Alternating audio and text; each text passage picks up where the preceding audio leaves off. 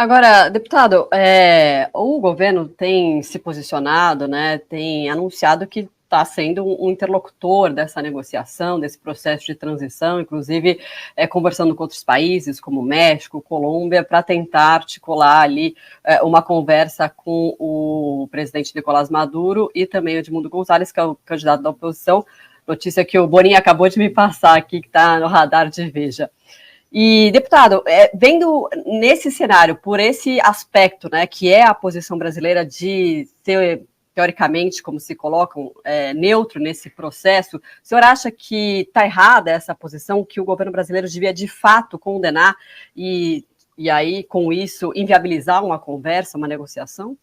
Eu não vi, como presidente da Comissão de Relações Exteriores, a possibilidade do governo Lula, o governo federal, tentar fazer alguma negociação quando se trata da guerra Rússia e Ucrânia. Ao contrário, é muito claro que o governo federal se coloca muito mais próximo do lado da Rússia.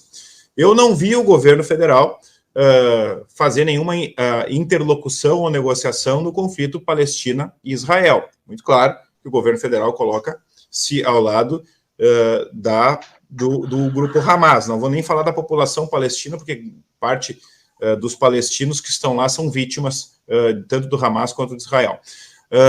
E eu também só vejo agora tentar ser um grande interlocutor e articular.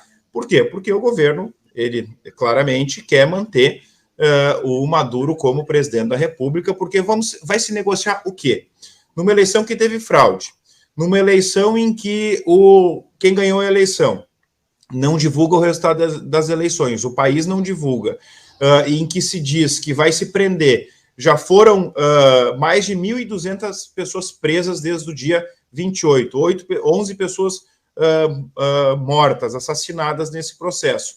Vai se negociar o quê? Vai se negociar, não, vamos deixar o Maduro um pouco e aí depois a oposição assume. Não tem o que se negociar nesse momento. O que o governo federal e que os governos devem fazer, e os organismos internacionais, é condenar. Não, nós vamos não aceitar a decisão da Venezuela, das eleições, e caso não se aceite, não mude e não tenha um resultado correto, nós vamos fazer sanções em relação ao país da Venezuela, obrigando o governo a dizer, olha, eu não consigo ir para lugar nenhum porque eu não vou ter parceiros para poder fazer trocas comerciais.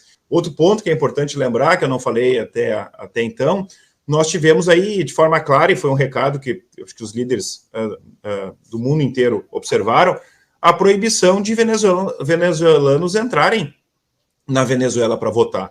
Nós tivemos muitos venezuelanos em países de fronteira com a Venezuela que não puderam exercer seu direito a voto e também não puderam em outros países, através das suas embaixadas, exercer o seu direito a voto. Ou seja, nós já estamos vendo uma restrição. E aí o presidente da República justamente manda o chanceler lá, esse chanceler, o Celso Amorim, que senta com o Maduro, que conversa com o Maduro e que chancela, né, esta relação com o Maduro. Só que agora eu vejo que o governo está numa sinuca de bico. Ele está, como a gente diz aqui no Rio Grande do Sul, ele está embretado. Ele não sabe para onde correr, porque dos reflexos, dos resultados e os reflexos existentes, nenhum, eu acho que é positivo para o governo. Todo ele gera desgaste, porque o próprio centro-esquerda do Brasil e parte da esquerda não concorda com o resultado das eleições da Venezuela.